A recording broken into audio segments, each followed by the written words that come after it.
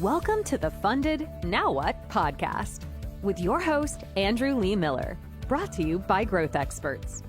You're in store for a chat about funding, marketing, startups, and all things growth.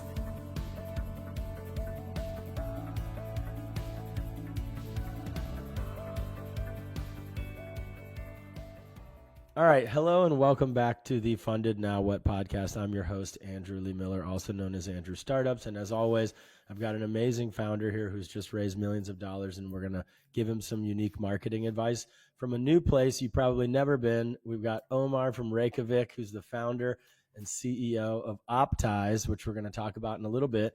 But if you didn't know, because you're an American that's never been anywhere, Reykjavik is in Iceland. And Optise, I'm really excited to have Ómar here specifically because this is a new analytics, AI-powered analytics platform specifically for B2B marketers. And I happen to be the target and have the pain point and problem that Ómar is solving. So, Ómar, thank you so much for being here, man. It's a pleasure. Thank you for inviting me over, Andrew. Really happy to be here. Hopefully we can I can share some good advice and then get some good advice from you. Oh, yeah. I think that's definite. And so with Optise, which is O-P-T, say, how do you spell it? So it's Optise. So it's a short for optimize. So it's optise.com. Right. And I, worked with a lot of startups all over the world. We're the only country that I know of that puts a Z where an S is in that. So it looks like Optise. And before we started recording, you were giving me some background on why you picked that spelling. Can you say that again? Yeah, I think it's a short on Optimize, so we're very happy with, but we kind of pretty early on figured out like America has a Z or Z in analyze and optimize and all those words, but the UK spelling and the more kind of traditional European spelling would be using S for analyze and optimize. So we decided to go the S route, and it's almost embarrassing to say, but the reason is that sometimes, and nothing against growth experts, but the Z or the Z sometimes looks like it's low quality to you. Yeah. It's cheap. Your words. Cheap Yeah, to you. yeah. No. I don't want to use your words. We're recording, but no. And I have gotten that a lot. But at the same time, it depends on where your customers are. Are you trying to acquire Americans or European customers and clients? So our target audience is Europe and North America. That's where we feel like it's going to make the biggest impact and help out most companies. Okay. So it's totally okay to rebrand and use a different name in different locations. Like it can be the Optimize product by Optimize with a different, spelling for the US, but also what you'll find usually is marketers in the U.S. are more early adopters for stuff. Mm-hmm. So if you picking those two markets, you'll usually have much more rapid adoption in America than you will in other places. People, Europe is just more risk averse. They're less, ready to try new things, and really old school really holds true a lot across Europe, as opposed to American marketers are like constantly looking for the new thing. We're like inundated right now with AI stuff, and it's all coming from America mostly.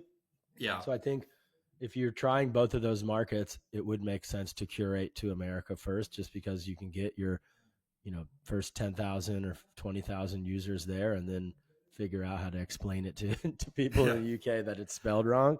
Yeah. That's really good. Thank you. But one other really quick thing is about the Z. It doesn't matter what you think as a founder. Iceland and Europe is like so design focused, and you look like, with your glasses and stuff, a guy that really likes like really high quality design. These old things. You look fantastic, whereas I don't care about any of that. It's just about what's going to convert for an early stage startup. And, at the end of the day, it doesn't matter what the founder thinks. You put it out to some people, and if it converts also, it doesn't really matter how Americans pronounce it. The OPT gets the idea of what the product is across, whether you pronounce it right. So it probably doesn't even matter, because if they mispronounce it, they're still going to find it, right? That's a really good point from you, though. It's something we thought about a lot, and I think we would need to kind of test it a little bit if we're feeling like Americans just don't get it, and then we might need to reconsider. But I was kind of secretly hoping that they would get that this is supposed to be a kind of a part on Optise or Optise. So Yeah. we'll see. We'll see. But I think I need to put it in front of a lot of people. But we do get Optise once in a while. Yeah. So which is fine. Yeah. I'm not a branding expert. I literally just try to teach founders from a conversion rate optimization point of view. And you've already got a great brand, and even Optise makes sense. So it doesn't matter how they pronounce it. People were saying Uber and still do in a lot of the world. It doesn't matter. You're still calling it to get it instead of a taxi. So how do they say Uber in Iceland? It's actually Uber. Okay. Iceland's kind of a funny country because we kind of sit between Europe and America. Yeah. And, I think most people would kind of associate us with the Nordics and Europe, Totally. but we're quite American in kind of culture because we used to have an American base here in Iceland for a long time. So we're quite influenced by the American culture, and most Icelandic people speak American or English very well. English, but an American version. Yeah. That's sad in some ways because I think Netflix has made that even worse. But another thing that Iceland has is you had the cheapest flights to Europe for like 10 years with WoW Air. I don't know if it's the same, but more Americans have had a long layover in Iceland than in the last 10 years than any other place, really. Yeah. And so you had, a large influx there for better or for worse. But, I'm not wildly pro-American like most people are because I've lived abroad for so long. And I know what we're good at and what we're bad at. But what we are good at is launching startups and taking risks. And that's why I'm really excited to chat with you because I have this problem. So the problem that you're solving is Google Analytics sucks. It's been our North Star solution for marketing and metric for the last fucking 25 years. And it just consistently gets worse and worse. Yeah. Now when I work with clients, I say, we need at least 2 analytics or data sources to compare because Google Analytics is no longer trustworthy. So before we go any further, tell me or us about your product and what you guys do specifically to solve this problem. Exactly. So I've been in B2B marketing for 15 years, and I was CMO for a B2B SaaS company for 8 years, where I was responsible for everything marketing related, and the website was one of those things.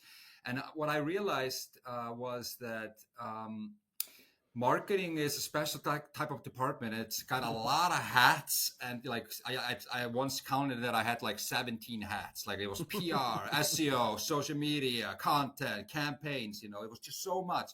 And websites was kind of, that's the trend. It's the websites are kind of going into a marketing department now, or kind of a revenue department, because it's not a IT product. It should be, it's is it live or not? It should be how many leads or how much revenue is it generating. And I just had this problem. I just never knew what was working on my website. I never knew what was not working, and I hired agencies to do it with me. I used Google Analytics as much as I could. I tried all SiteImprove. I tried Semrush, all these clunky old legacy tools, and there's none of them did the trick for me. And at the end of the day, I just got a headache, and I was super frustrated. And then the CEO walks in and says, "I want to report on how the website's going," and I was like, ah. So it was tough to kind of just optimize the website because I just didn't know where to go or what to do. Since then, I moved over after I left the SaaS company. I joined a digital marketing agency and worked there, leading a B2B team for 3 years. And I worked with over 100 B2B companies. And it was the same problem everywhere, even worse. Just people small marketing teams trying to do everything and just had no time to look at the analytics. Typically, marketeers are not super analytical, and they just didn't know what to do. So I thought to myself, there must be a better way to do it. And then at exactly that time, AI was starting to emerge. So that helped us just take a lot of different types of data sources. Website scanning, SEO data, campaign data, social media data, behavioral data on the website, kind of pull it all together. Wow. And then we kind of have trained AI with all our experience from sales and marketing and website to just kind of focus on this use case of optimizing the website. And our approach is different from, for instance, Google Analytics, which just drowns you with metrics and line graphs and just jargon. We're trying to simplify it as much as possible, so you just only see the stuff and the information that's relevant. And instead of just showing you numbers and metrics, we're trying to tell you a story, trying to tell you what's actually going on the website through insights, different types of insights. So one insight could be, for a very typical one, we get this all the time when we're working with companies, and we get the mobile score on the website is poor or isn't good enough. Like page speed, mobile page speed insights. Page speed, the loading speed and the page speed. That's one of the biggest factors for a low mobile scores. It just takes too long to load, and that does two things for a company. Or a website for a company. It frustrates the users. It frustrates the hell out of them. If it takes long to load, they're just going to leave, or like, what is this thing? I can't trust them. And also, which is also a big thing, is just SEO and AEO. Yeah, pisses off Google. Yeah.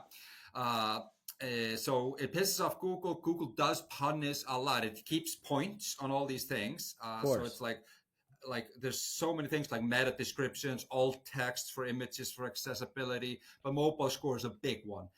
So if you have a low mobile score on your website, you have no might chance. not even.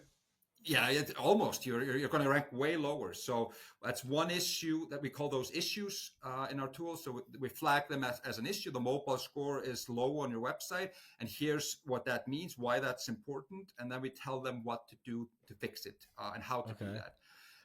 So that's the kind of, I would say, the core element of the product. You also have metrics in a completely different way than Google Analytics. So we have the metrics for the people that do love the metrics, but we really want to cater to those insights, and so it's easy for people to kind of understand what's going on, put it into action. Makes sense. And all of it's specific to optimizing the website, or you can get campaign data and stuff like that as well? So we're gradually moving more into just overall marketing, B2B marketing. Mm-hmm. We're not that far away from putting campaigns into the tool as well, where we could get campaign data, and because the website has a lot of data on what happens after the campaign, like after that click. Yeah. So I hate when I was working at the agency, often we would go, wow, this campaign, it delivered you this many clicks or impressions, but who cares? And then no idea after that. Yeah. And then you either need to go into a CRM or something to track that. But so one of the things we want to do is give advice on everything related to marketing. So it's helping you with discovery, on SEO, and now the talk of the town, what everybody's talking about is AEO, which is answer engine optimization. People looking up in ChatGPT and stuff like that. And then we want to be able to help them with content, help them with campaigns, helping them with SEO, helping them with user experience on the website, messaging, positioning, just everything that has to do with their marketing and website world. Amazing. And I think, you're starting in the right spot, because I always talk to prospects that I'm about to work with for consulting on their marketing. And I explain to them, yes, I know you want to go and launch growth campaigns to grow your company, but it all starts with what I call the marketing foundation, which is either the website or your app store listing page. You have to start there, because then all the other campaigns are worthless if you're not optimized there first. So that's the right way to lock in a customer, because, even if any marketer that knows that what they're doing knows you have to optimize the site first. And so that makes sense for the name too. Awesome. So you raised a couple $1 million for this in Iceland. Were the investors all Icelandic or what? Yes, I'd say it's the leading VC here in Iceland. It's That's called cool. We're really thrilled to get them on board. I don't know what people think about the Icelandic tech scene, but it's actually pretty good. We got, there's not a lot of us over here. It's only about 400,000 people, but we're very tech savvy and we very innovative. So there's a lot of different tech companies sprouting up here. And nice. And now the VCs have been catching up. So I think we're kind of entering a little bit of a golden age here in the tech scene in Iceland. Interesting.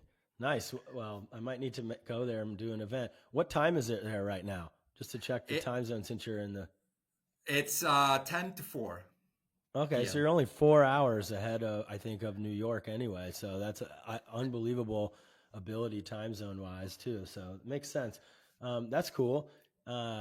What did you learn? Like you nabbed the biggest VC in the whole country, and what did you learn about in the process? Give us some gold. That's a great question, Andrew. I did learn a lot from, I did probably 3 or 4 rounds with most of the VCs over here. So I just learned to kind of try to put myself in their shoes. So what are they looking for? One of the things that I did learn pretty early on is how important to them it is the team instead of like the product. If they don't believe in the team, they won't, at least in my opinion, they're not going to fund it. So team first almost. So that's something that a lot of, I think, founders or tech startups skip or kind of leave towards the end of the presentation. It's like, oh, by the way, this is the team. But I kind of tried starting out with like, we are all coming from this space. We've found this is a problem we've found on our own skin, and we've been thinking about it for 10 years. And now we think we have a solution to it. And what I also found out is like, just don't just talk about the product. You have like start with a problem. There's a real life problem here that we know is people are experiencing.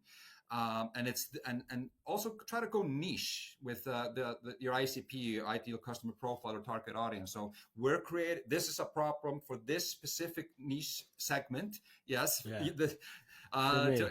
Guys and girls like you. And then I also think I try to put up in a story, there is a problem. These are the people that are facing it. I try to paint a picture of what it looks like. And then I try to incorporate why now is the moment to solve it. And that's kind of where the AI came in. And I feel like AI, it's getting a little bit thinned out, or like it's become a buzzword, if you know what I mean. Everybody's like, we got AI. And it's just a plug-in from ChatGPT. So you have to be careful with AI. I just got an email before this call from, we were applying for like a grant, and they just denied us, and they said here in Iceland. So they denied us because they said we're not investing in AI, and I was like, what? Okay, that's an interesting approach. But that was their philosophy. It's like we've had enough of AI for a while. So.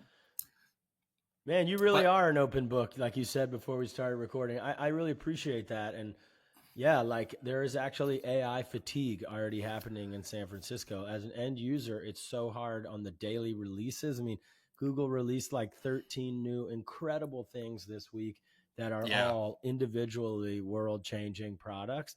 But because it's just so much now, it's hard to keep up.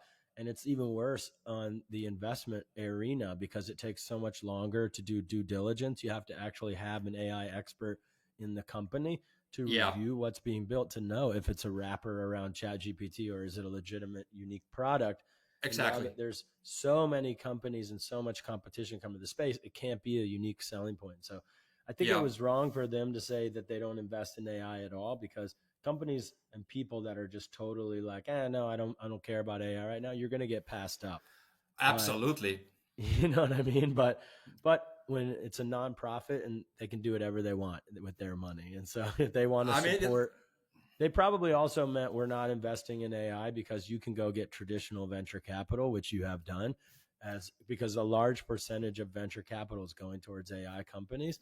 So the companies that don't have an ability or don't want to fake AI into their product are maybe more deserving of the grant. You're just being greedy, Ómar. You've already raised $2 million. Why do you need to go get a grant that is for some single mom's, startup? Like you're just taking money from everybody. No, I'm kidding. When you put it like that, Andrew, then I think you're probably right. But when you're a founder and a CEO, you have to be greedy and pretty kind of full on with I think with your own company. Yes and no, and not to argue too many things, but a really successful person once told me, startups focus on creating value and big companies focus on taking value.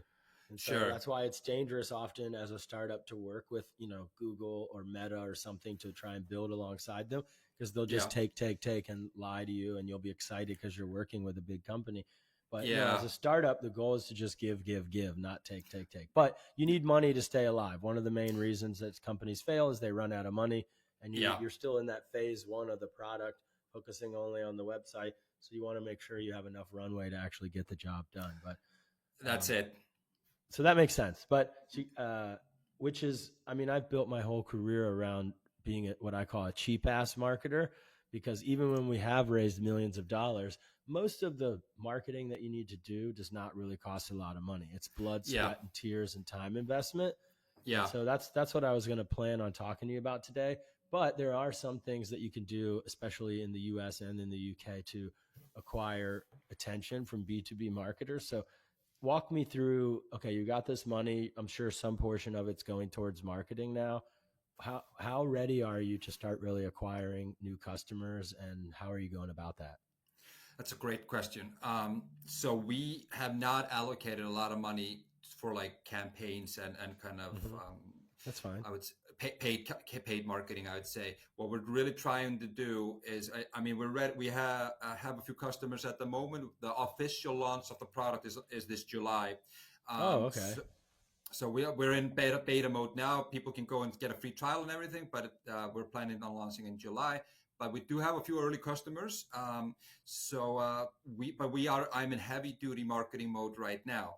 So what I have to be a little bit, like you said, clever about it, and not like, because I've seen so many companies just throw money out the window on bad campaigns. And I mean, that's one of the things we talk about. If your website is, you don't spend any money on optimizing your website, but you're spending thousands of dollars a week on driving people to that place. But what I've been focusing mostly on is just founder-led growth, where I'm trying to just create a lot of content from myself. I'm putting it on LinkedIn, on Instagram, on Facebook. I'm trying to grow my network. We're creating a podcast ourselves, actually, about small and mighty marketing teams, and how it's what that feels like. It's called All the Hats. For people that are familiar with that. So that's we're kind of focusing on now, is kind of creating excitement about the product. We feel like we have a pretty good brand. We did spend a lot spend a lot of effort on the messaging and positioning. That's something I think is incredibly important, and it seems like it hit home with you, which is that the Google Analytics headache. So that's so it's a lot of just content creation right now, and we're trying to get SEO exactly right as well, and AEO, of course, slightly different. I don't know if you've looked into that a little bit. Of course, yeah. Well, maybe you can give me some advice on what's the difference, because I've been looking into that quite heavily. Yeah. Oh man, so much to unpack there. First thing is, doing a ton of marketing when you're still in beta mode and focusing on SEO when you're still in beta is not a good idea, because you did mention like foundational stuff, like, just putting out content and stuff. That's fine. But when Google knows you're not fully transactionable, they're not going to rank you high. So I don't know. I saw a lot of logos on your website. It did not portray a company that's still in beta. So I think there might be a disconnect on that.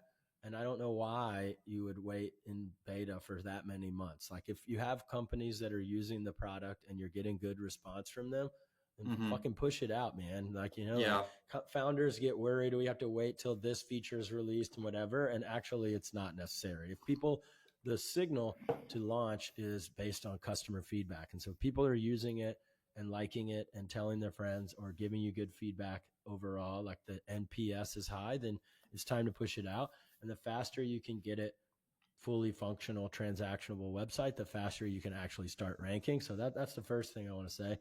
The second thing with AEO and SEO. So SEO is going down in importance a lot. Like, we growth experts ourselves, I've been doing SEO for 20 years. We published maybe 60, 70 blog posts legitimately not written by AI this year. Almost all of them are first page rank on Google already within a couple months. Pretty serious long tail search terms like listicles and how-to type stuff, which is the easiest way to get ranking, like blog articles. But Also inner pages and homepage as well. Maybe homepage is not at the first yet, but it's not as much traffic as it used to be. It's a significant amount of impressions. We're getting like 5,000 impressions a day for an agency website, which is a lot for such a specific niche. And that's all organic, but very low click-through rate. And that's because of the AI preview taking up so much space these days. And it's probably getting like, there's no data on this that I've seen, but it's probably getting like 60% of the clicks are on the AI preview because it's giving them what they need. And Google's shooting themselves in the foot with that. And they're going to figure out, because they're not getting revenue from pay-per-click anymore. They're not getting, users to really come back and trust Google as much anymore. And so that's why you're seeing this focus on answer optimization, answer engine optimization. And that is basically the same hack. You put out tons of content. You need to, so the secret that I don't see many people talking about is putting unbiased content. I'll lean back and go like this. Yeah. So your unbiased content are listicles that are including competition. So for you guys, your top 10 ways to optimize a website as a B2B SaaS marketer or something like that. You can make hundreds of those, or top 10 tools for optimizing your B2B SaaS website. And you guys can put yourselves as number one, and then 9 or 10 or 11 or 17 other ones. And then what I notice is ChatGPT and Grok and et cetera, they're not looking at the initial source and recognizing that that company is in one of the listicle items. So it's a bit hackable, but it still works. And so that's how you're getting recommended, because it's like, the question is, hey, what are the top tools for B2B marketers? And then it's like, oh, this article says this is number one. So I'm going to put you through as number one. So, it's just as gameable as reviews. 20 years ago when I started my career, I was working in tourism, and we wrote, like hundreds of fake but honest reviews at the same time, reviews for this tourism business. And then the aggregate of that would be a high positive number, but marketing all starts with confidence behind the product being better than anybody else. And so, that's the difference between black hat and, and actually doing a normal thing, is like, if you have a superior product and you actually are the best way for a founder to get that their website optimized, then you can go and you can be pretty gray hat on the marketing side just to get it in front of the right people. And so that's the difference versus, I just want to scam people and illegitimately promote my affiliate link to Amazon or something that doesn't help anyone. And so with the answer engine optimization, that's the number one thing. So I think the podcast is good. Written content is really good. There's listicles. There's putting reels and shorts on every platform. There's infographic content, but it's mostly pulling from the written blog articles, like really fast like that. And so I think, once you start to see search engine rankings coming from that stuff, then it just becomes an addiction, writing more and more of those articles. You use ChatGPT to get the first 25% of it done. And then you have a team member or yourself can just rewrite it. And really, the less AI that you publish, the less AI writing you publish, the better it will be for your SEO and AEO as well. I mean, everybody thinks they're so smart. I can make content for my LinkedIn so fast. I didn't get any impressions on that. That's because there are identifiers that are in algorithmic ways of people identifying if you're just, first of all, if you're listening to this and you're using AI to write your email, and shout out to Nick on my team who still does this. He puts it automatically puts best and then your name. But if you have a signature already on your email and then it says best and then your name, someone like me knows that you just wrote that email with AI. Similar to social media posts, if there's emojis and like green check marks on every bullet point, then I know that was AI that came up with that. And then on the email, the hyphens, I capitalized every letter. Some of the words are bold, like that kind of stuff. So people that are just copy pasting things, so that you're never going to get any result when you're doing that. But anyway, so that's the long answer on the answer engine optimization stuff. It's like, just like SEO, it's not really hackable, but if you massage the search engines and you give them the content, then that's what ChatGPT is stealing from. It's, it's stealing from people that are publishing legitimate content. Exactly. That's what it is too. It's stealing. It's not really citing those places unless you're asking for a link. You have to like give it another prompt, like, okay, give me the links to this. Exactly. Yeah. So I've noticed that. But you will get traffic from it. I'm sure you already see it because marketers are using it a lot more than the average human. I don't know about Iceland, but in America, we've gotten to about 15% penetration with AI, people using it regularly. I'm sure marketers are over 50%. Yeah. Maybe. So that's good for you. Yeah. Yeah. No, that's a great tip on the lists. That I think, because I've fallen for that myself. It's like top 5 project management tools, and then I'm on the Monday.com's website. It's their reading blog. a blog, their blog, and they're number one. I was like, what? Wait, they're number one. What website am I on again? And but that that totally works. Also, and you are a B2B marketer, and so one thing I know that you agree with, we become a little more immune to the lies that companies do. I was just talking to my wife on the beach this morning about this because we have arguments over Instagram stuff that she shares, and she's super intelligent person, but she's not trained like we are to know that it's easy to make up that shit like we do. Yeah. Like, you know what I mean? And so I never trust any one piece of data. It's got to be an aggregate. It's got to be a large data set. Yeah. And companies lie. Every single thing that companies say is a lie, period. And even if it's a startup, they've faked it to make it to what you're seeing. And, so being duped means the average person is so confused and never even realizes it's Monday.com. Yeah. My previous sales or chief revenue officer, he used to call it, we're not lying, but he would call it massaging the truth or inflating the truth. I was like, isn't that just another lie, man? But everybody does it. All the numbers on website, and just all the claims, you have to take it with a grain of salt. Yes, this is what I say, because I'm a pretty aggressive marketer, and especially when I work with European founders, they're like, I don't know if I want to do that, Andrew. And I, to sell myself, I'm always like, okay, I'm going to be like the devil on your shoulder, and the founder can be the angel on the shoulder of the startup, and there's a happy medium between them.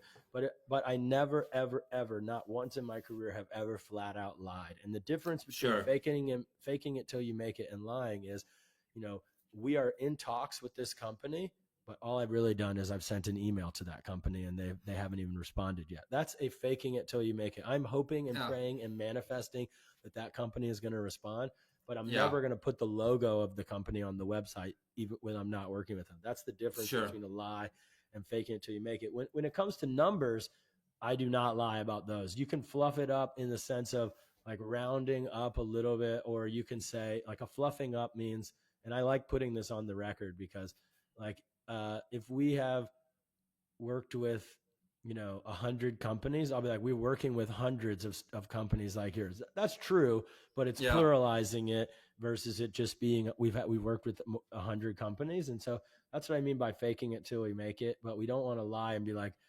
especially when you're in an analytics platform, you got to be like really serious about giving accurate numbers, as that's the unique selling point of working with you. Like Google does not give accurate numbers. People don't know this. Google Analytics gives you sample data a lot and portrays it as actual factual stuff. And so, and what I think they really made a mistake with also is renaming the metrics over the past decade, the session and taking away like just normal traffic reports and stuff. Oh, it's horrible. When GA4 came out, that everybody that I've talked to is like, I don't know what's going on in there anymore. They made it more complicated. Yeah, it was probably the worst Google release in the company's history. I mean, besides like Google Plus, maybe that was a pretty bad one if you're old enough to remember that. Yes. But, they tried to make Facebook in like 2008 or something. I remember, Yeah. But no, Google Analytics was literally the thing that like 90% of websites used, and I bet it's not even 50% now. So you're in the right space. Let's go into more marketing stuff here. So answer engine optimization, don't focus on it too much. It's a byproduct of good marketing. I agree with you on not needing to spend a lot of money here. There's like 3 phases for a company like yours. So first is the founder-led growth is good, but now you've raised money. You should at least hire someone to where that's able to do it 24/7, because you are spread too thin. So I think you're probably ready to graduate out of that. And not to plug growth experts, I don't do this enough on the podcast, but it doesn't have to be a full-time employee. I do think there's a really good 12 months after raising money that you can start to work with fractional experts on sales and marketing and partnerships and business development. And that's literally what we do. But even marketing side, partnering with someone who and a university in Reykjavik to get like a couple interns on it, then those interns are working full time. And then you have someone like me that comes in and just layers over them, trains them, and brings them up. And all of a sudden, your marketing time investment is reduced to, and we're still using your accounts, your email, your LinkedIn. You're still the person doing the outreach, but your time is now, you can sleep again. You get 8 hours smart. of sleep. Yeah, you get 8 hours of sleep. You get to work more on working on those relationships with VCs on the next round you're going to raise, on operations, on product, on fundraising again. There's a lot of other stuff that you need to work on. And that's why the podcast is literally called Funded Now What? Because marketing often is not done correctly because founders continue to try and do it themselves. So they think, okay, what can I do to speed this up? I'll go waste a ton of money on paid ads, which takes a full-time focus just to get those campaigns right. And then also they're not optimizing the foundation, which is why I'm excited to chat with you. But worse than that is doing nothing. And worse than that is continuing to just try and do everything yourself. And so, it's not sustainable. No, not sustainable. And so getting some help in that arena makes sense. Campaign wise, I think it's good to, like, you're already focusing on the inbound stuff and creating that content, but scaling up the outbound makes sense as well. I mean, people aren't always going to join the beta. I mean, are you giving it away for free? 30 days right now. But Okay. we have a few paying customers that are paying full price, but they have like a little bit more of a close relationship with us. We get feedback from them and a deeper analysis. So I'm really confused then about why keeping it in beta till the summer or till July. What's the process there? Or the thought process? That's a great question. That's the same question our chairman of the board is asking. Like, why did you just push it out? It's just, I think it's not that we're like, it's not ready. It's not ready. There is stuff that just needs to be finalized before we put it live. Like what? There's one type of functionality that we want to have in there, and that's the MVP. We've cut down so much out of the MVP, but there is always some stuff that you want to keep in there. And there's some little bit of like billing stuff and onboarding stuff that we need to finalize. I hear you. Sorry to interrupt you just for the sake of time. I hear you. Tell me to go to hell. No, it's not to go to hell, but it's like if you have paying customers already, then you don't need anything else. If they continue to pay and they're getting, and again, it's all based on that NPS, your Net Promoter Score. If they get a little thumbs up, thumbs down icon when they sign in for their third visit or the third signing into the product, and 80% of them are thumbs upping it, then fuck it, dude. Just push it out. And like, it's really only, is something missing that's going to make someone churn in the first month or make them not convert in the beginning to a paying customer? If yes, then we have to wait. If not, it's just founder preference and founder worry at that point. No offense. And so it's never going to be perfect. It's never going to be perfect, dude. Like, just push it out and let the market punch you in the face, because that's what's going to happen. So I think it should be ready. But you have June 1st. July's only a month away. Just, you also have a big marketing push for, we're coming out of beta, exciting, like. Yeah. I think you're probably right. I think I'm going to just go right after this call and talk to the team and see what we can do. But it's a tough one, because I know you're right. It's just sometimes when you're living it, you're kind of like, I can't do it. Okay. But here's what you do. I'll answer it for your team. You do a soft launch now, June 1st. We're going to end the beta, but we're not going to publicize that we're live until these things are actually tightened up. So no more beta. When people go to sign up, they're not entering a beta for 30 days for free. There's no more of that stuff. But we're not going to do the PR and everything if we're coming out of beta until those things are done. Then you don't have to worry about being public, but at least you can start the campaigns that I'm going to talk about going after people. And I think that's going to do both of those things. And so, that's good advice. Yeah, it does. Where do you stand on just lead gen through free trials or freemiums, or just kind of having Yeah. that middle step. So it depends on the product. For this, I don't love it because they have to put your pixel on their site, or they have to do some kind of integration. So Yeah. like marketers not really going to probably want to do that for 30 in a trial phase. So Yeah. like that's a bigger commitment than paying usually for this kind of a thing. So I don't think it'll really work I don't think it'll increase your conversion rate really well, because like the bottleneck is usually getting them to put the code on their site and connect the site or prove ownership one way or the other. Like, how do you do that, by the way? How do you get the data? Is it just like Google Analytics with a pixel or something? So we're connected just through an API to Google Analytics right now, but then we try to pimp it up as much as possible. Nice. Okay. So, yeah, you definitely are really American saying pimp it up. That's definitely, but, that threw me off. We watch a lot of movies over here. We have Netflix. Yeah. It's cold and rainy a lot. Yeah. But, True. So that makes sense. Yeah. I think if in that case, it's much easier. Like if you're using Google Analytics, just give us your account info or whatever and and then we start giving you reports. And so maybe it would be better. Like it's the question of how long does it take me work-wise to get that aha moment from the Exactly. product. Yeah. So if I'm able to just like boom, boom, enter my details, prove I have ownership of this Google Analytics account by responding to an email or whatever it is, or clicking the link, and then I can see the data coming in within 24 hours, then yeah, maybe the free trial is really cool. It also depends on how amazing that aha moment is. Like it sounds like, from a high level, just being real with you, and the things that you mentioned, like the mobile page speed insights, like there are a lot of free tools that give that stuff. I can name drop one, seoptimer.com. You should definitely look at it, by the way. It's just a guy in like Taiwan, I think. I mean, he's an American guy, or British, but he's living abroad and just builds these SEO tools. And I've literally built my whole career using his free SEO tools. They give you all the page speed insights and the things that you need to fix. So it needs to be way deeper than that and way more interesting than that to convert me to a paying customer. What's the price point? Is it like 50 euros a month or something, or what? So we're figuring it out at the moment. What's the exact price point? But it's somewhere around 149 to 199 per month. Yeah. Okay. Nice. So I'm sure it does a lot more than just the mobile page speed insight stuff, and I'm sure you'll give me a free account to try it out for a month. Absolutely, man. After this, but yeah, that's the key. Is that in that 30 days might be too much. Then since it's not a large, like it's not going to take me a week to get it plugged in.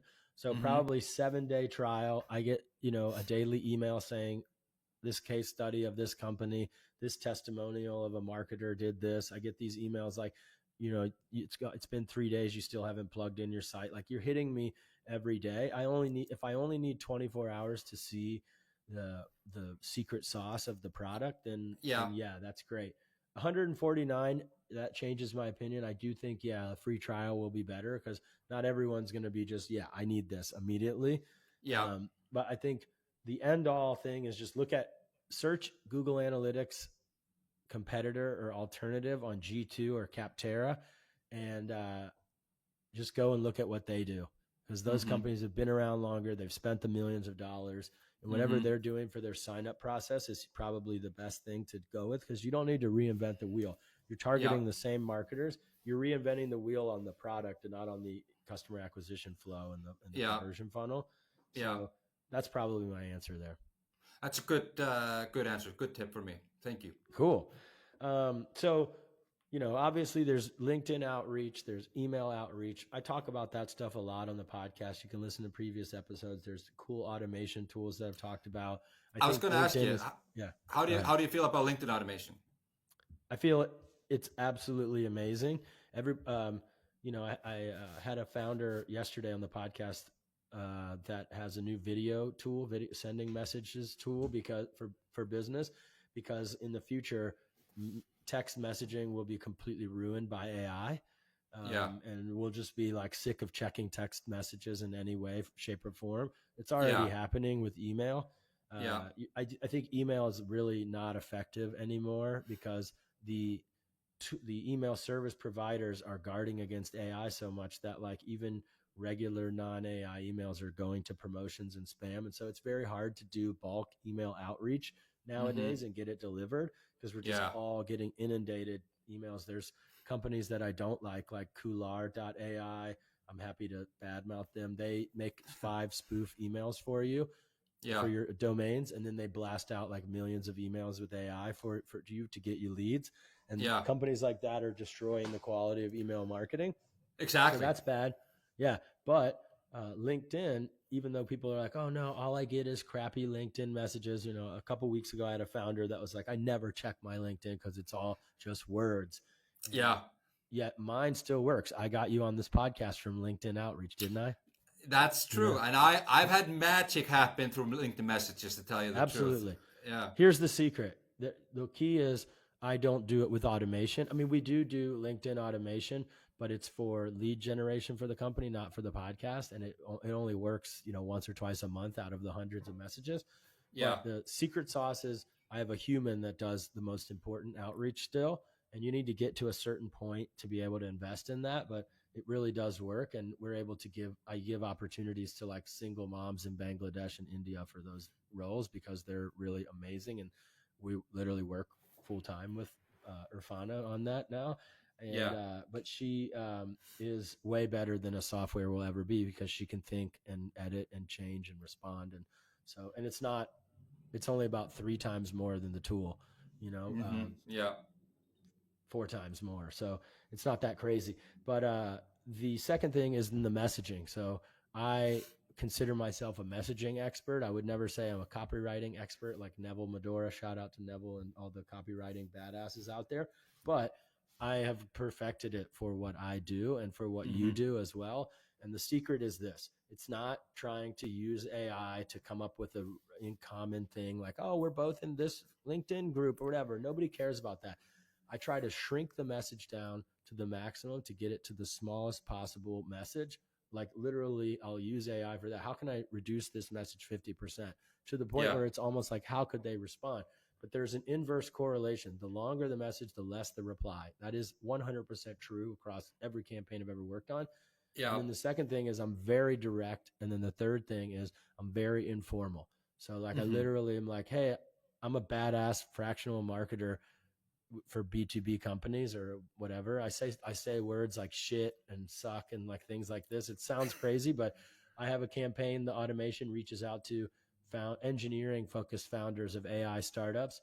And it's like, yo, founders like you usually suck at this, that, this, and this. And they're all like, yeah, we suck at that actually, but some of them are like, how dare you insult me? And then I'm like, well, sorry. Are you good at it though? And they're like, no, but still, that was really not cool, Andrew, or whatever. And so, we are actively pitching the founder of monster.com right now for his new startup. That was from LinkedIn. And he was like, I never respond, but you said that I suck at marketing. And it really made me want to hear what you have to say. And so I think the messaging is really important. So for you, it'd be like, hey, Andrew, Google Analytics sucks. I got a new alternative. Want to check it out? That is the shortest message. It will get to 100% deliverability on email as well. It will get delivered. There's other secret things you got to do, not so secret. To get email deliverability, you have to confirm your sender status is 100%. I use mail-tester.com for that. It's a free tool. We use Neverbounce. We use Neverbounce to clean out the list. Like even if you scrape from Apollo, which is not good because it's all Gmails and not people's work emails. We use Inbound Insight, which is a client, and Visitor Connect, which is a client of Growth Experts. These are tools that identify the companies and emails and LinkedIns that are coming to your website, and then you can reach out to them via email without a form. Not legal in GDPR countries, so maybe not as important for you. But us Europeans, we're strict on that, unfortunately. That's good. For us market. I don't know, it's though. Good. I mean, I don't know. Sometimes I'm like, is this all necessary? But it's necessary, but it holds you back. Yeah, there's too many loopholes. You're right. Sorry to interrupt. There are loopholes.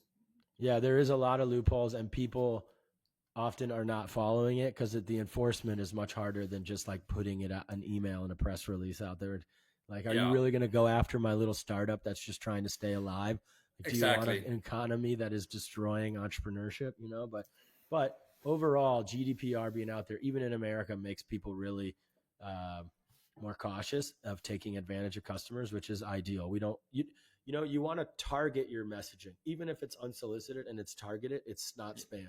What is spam is, hey, I've got this product that you need, you know, but if I actually need it, okay, you can spam me, you know, like, if you create value for them, if you have something that's genuinely of interest for them, then I think it should be fine, you know, but of course 100%. You need to be careful. I mean, we're super careful with all our data, GDPR wise, of course, but I'm just thinking if you're sending somebody an email and, you know, how are you going to get that email or going to try to reach out to people if you have to get those emails somewhere. You got to get those emails somewhere. So what I do is I make it look like I'm only emailing that person. And that's the key. So if you email them and you're like, it's a one-liner, text only, no signature, it just says Ómar at the end and then the URL underneath it, one hyperlink. Even most people do no hyperlink now because you want them to respond. And so it was like, hey, I saw you're in B2B marketing. I'm sure you hate Google Analytics like me. Have you heard about blah, blah, blah, blah, blah? It's you know, have you heard about Optise, whatever? And then like, if not, let me know and I'll shoot you a link. And then they respond, no, what's that? You know what I mean? You want to really make sure you have a Googleable name, which you do, but like it might bring up other stuff if they just search for the name. But anyway, that's enough marketing gold for you for one podcast, I think. One more question. Okay. One more question.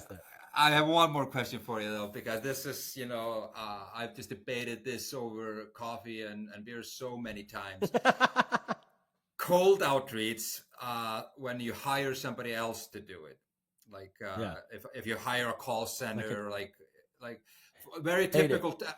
Me too. Finally, somebody agrees with me, because it's a very common practice here in Europe for a European company to hire an outside call center in the US to win over the American market. And I'm like, they're never gonna talk like you feel like you don't. Call center, no, but you can work with an American fractional growth agency. I know one that's different. That. You know what I mean? So that's different.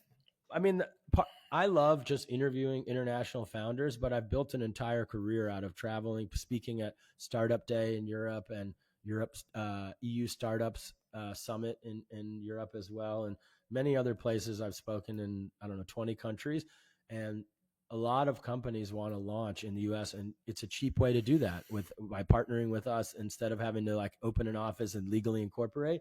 So I think that's a no-brainer, but we wouldn't skip to call centers. We would do a lot of the non-GDPR compliant outreach, the targeted outreach. The last thing, you know, I do have to go in like 2 minutes, and this has been the longest interview I've ever done for the show, but it makes sense. I'm proud of that. Yeah. But I think focusing on events and launch events, I won't get into how to do it cheaply. I'll do that when we're working together, but you know, like doing meetups for B2B marketers and sponsoring it by Optise really makes sense, because then they get to see the product and then you get your name out there, and it's a small tight knit thing. You know, like there's also like newsletters like grow.co that you can sponsor and stuff and really get it in the hands of lots of marketers. But that's like phase 2.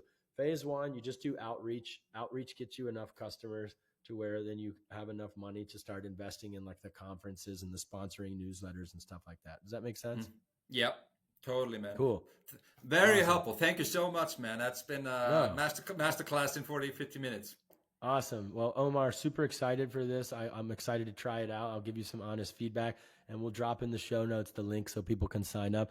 You know, this is actually the most targeted audience for a founder that's been on the show, because mostly it's founders and marketers and SaaS companies that are listening here. So I'm sure we'll be able to get you some early customers as well. And if you're listening to this and you go and you sign up, tell Ómar you came from the podcast so I can get some referral credit or something. But, you are a marketeer, man. I love it. I know. All right, Ómar, thank you so much for being here, man. Appreciate you. You too. That has been another episode of the Funded Now What podcast with your host, Andrew Lee Miller, brought to you by Growth Experts. If you liked this episode, please subscribe. And if you really liked it, please share with other founders and entrepreneurs. Thanks. And we'll see you in the next episode.